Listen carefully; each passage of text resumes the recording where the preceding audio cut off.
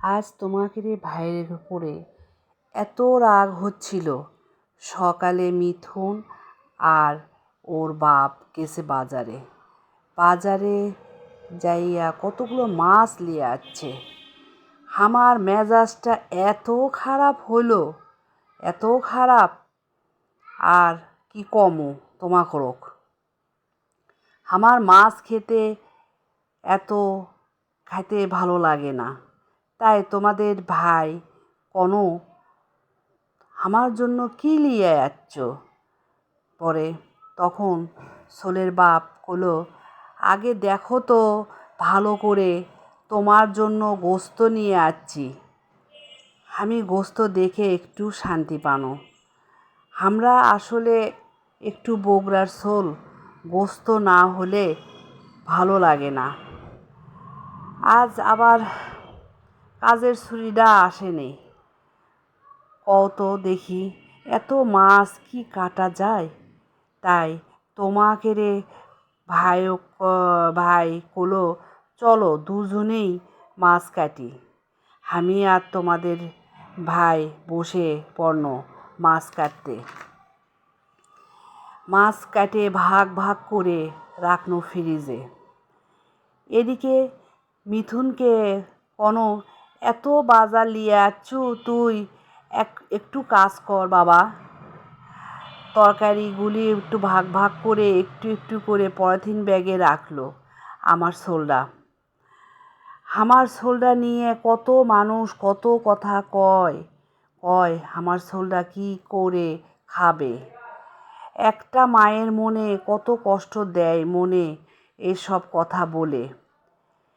এই যে আমি ছোটোখাটো ভিডিও করি এবং দেখাই, মিথুন শুধু বসে থাকে না, সে ঘরের কত কাজ করে। আমি সেই মানুষদেরকে ধিক্কার জানাই যারা এ ধরনের বাচ্চাদেরকে নিয়ে হাসাহাসি করে। আর আমি সেই মাদেরকে উদ্দেশ্য করে বলি, মানুষের হাসাহাসিতে কিছু মনে করবা না। তোমাকে ছোল যেটা করতে আগ্রহী ওটাতেই ওদের সাথে উৎসাহ দিবা। মানুষের কোনো কথা কান দিবা না। তোমাদের বাচ্চা যেটা করতে চায় সেটাই করতে দিবা, কোনো বাধা দিবা না। লোকে কি করলো সেই ভয়ে বন্ধ করে রাখবা না। ওদেরকে বাইরে জগতে বের করবা, তাহলে অনেক কিছু ডেভেলপ হবে। আমার মিথুন আগে বাদ্যযন্ত্র অনেক মানুষ গান বাজনা দেখে পেশাব করে দিত, তারপরও আমি বসে থাকিনি। যদি কোথাও অনুষ্ঠান হয় ওটি নিয়ে গেলে পেশাব করে দিছে, তখন আমি আরও বেশি করে নিয়ে গেছন। যাক, এখন দেখো আস্তে আস্তে সব ঠিক হয়ে গেছে।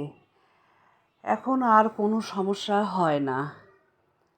এখন যেখানেই যাব সেখানে খুব সুন্দরভাবে বসে থাকে। সোশ্যাল জিনিসটা ও খুব সুন্দর করে বোঝে। আমার মতো তোমরাও এরকম বাচ্চাদেরকে যেটা ভয় পাবে ওই জায়গায় বেশি করে নিয়ে যাবে, তাহলে আস্তে আস্তে সব কিছু ঠিক হয়ে যাবে। যাক, মিথুন আজকে ইলিশ পোলাও খাবে।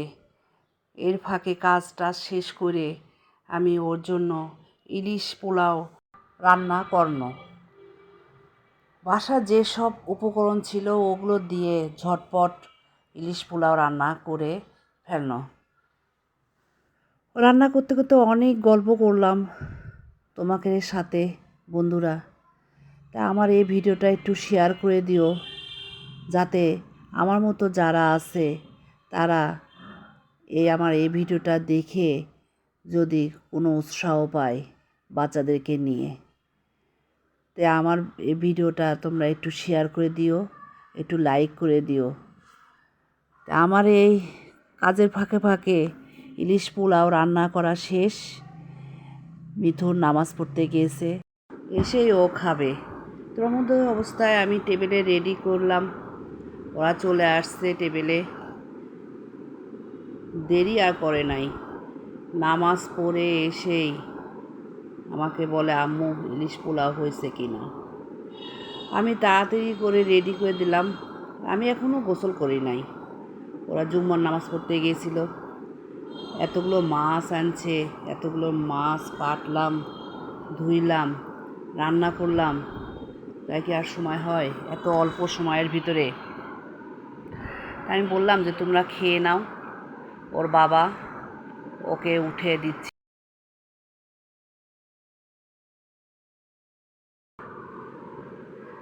মিথুন, তুমি টেবিলে বসে গেছো? হ্যাঁ, এটা কে খায়? এটা মিথুন আর কে? বা বাবা। হ্যাঁ। তুমি আমাকে ছাড়াই খাচ্ছ কেন বলো?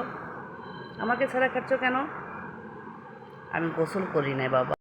বাবা ছেলে খাওয়া দাওয়া শেষ করুক, আজকে এ পর্যন্তই। আল্লাহ হাফেজ।